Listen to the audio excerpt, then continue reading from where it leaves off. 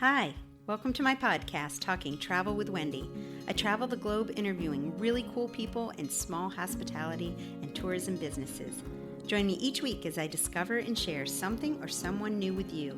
You can find more at www.travelwithwendy.net. And remember, it's always an adventure when you travel with Wendy. This past spring, while visiting Italy and my friend Candy, new resident of Italy, she recommended we visit Tivoli in the Villa d'Este. The Villa d'Este gardens have inspired botanical gardens around the world, including Copenhagen's Tivoli Gardens and the Jardin de Tivoli in Paris.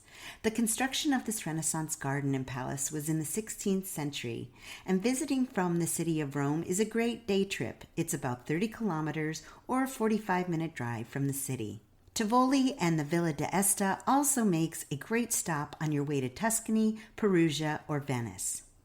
First, the town of Tivoli. We had a gorgeous day for our visit in April.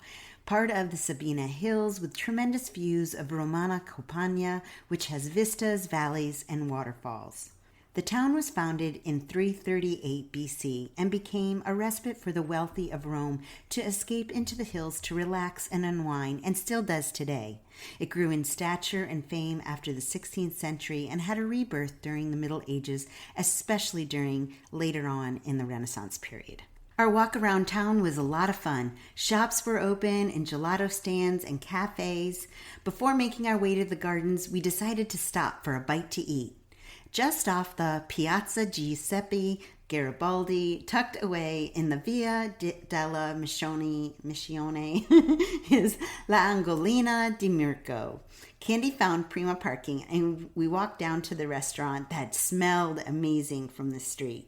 They had English menus, but one of my travel tips is when you're traveling throughout Europe and you're not speaking English, to ask for a non-English menu, especially if you're in tourist destinations. Many times, local favorites are not listed on the English-only menu, and you're missing out on some great local food. Candy and I enjoyed some red wine, artichoke and Parmesan salad, and ravioli with datterino, tomatoes, and tagliassi olives. Yum.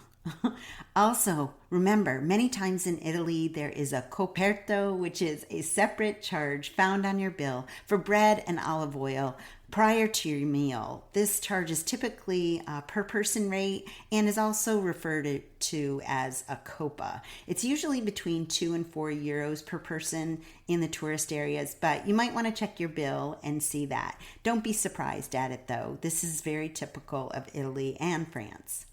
Service was fun and professional, food was tasty, and we enjoyed listening to the bustling of the streets while we were sitting on an outdoor patio seating for the restaurant. Next, we made our way to the gardens. Tickets for the garden are €22.80 per day visit, but you can also visit from Rome as well and include a Hadrian's Villa ticket. These combo tickets are great from Get Your Guide, and I'll put those links in the description below. Candy and I were not on a super fast schedule, so we just took our time walking the gardens. It truly is amazing how much of the villa is still intact from the 16th century. Around 1550, Cardinal Ippolito Il d'Este failed to become pope, and because of this, he received permission from the governor of Tivoli to begin revitalizing, restoring, and repairing the palace and gardens.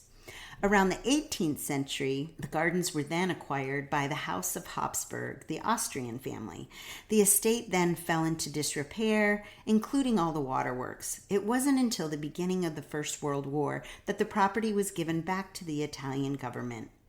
It has been open to the public since 1920, and there was a bit of damage during World War II from a bombing in 1944, and there are iconic photos of Mussolini walking the grounds. You can still see them today, and we found the historic preservation and documentation of the gardens and palace just really incredible, very succinct. In 2001, the Villa d'Este became a UNESCO World Heritage Site and is considered to be one of the best examples of pre-Renaissance and Renaissance garden design. So Tivoli has so much more to see though, and although we didn't get a chance to see all of it, here are a few sites you might want to see while you are in this Lazio city. The first one is the Rocca Pia. Just off the Piazza Garibaldi is the Rocca Pia, built in the 1460s as a fortress to protect the city from possible invaders. It is a prominent landmark in the ancient town today. It was used as a prison up until 1960 in the town, and tours run every 30 minutes and is open from 10 to 4 daily. Hadrian's Villa. Hadrian's Villa is also a UNESCO World Heritage Site, and its ancient ruins and archaeological remains are part of a larger villa complex that was built around AD 120 by Roman Emperor Hadrian. The villa is considered to be a symbol of opulence and excellence, which included bathrooms, sculpture gardens, alfresco dining halls, theaters, pavilions, and covers 7 square miles. Yep, that's a lot of land. Next is the grand waterfall, Grand Cascatadi Tivoli. This cascading waterfall flows from the Anian or Onio River in Tivoli. Artists and photographers alike have captured its beauty since the 1700s. Considered one of the top sights to see in Tivoli, you'll probably want to add this to your itinerary if you're a nature lover. You can also hike around it as well, so you might want to check that out. I've included a walking map of Tivoli and these famous sites in my blog, so definitely go visit there as well. The link's in the description. So Candy's now a local, and I'm so super jealous. I can't wait to see where she has in mind for my next visit to Italy.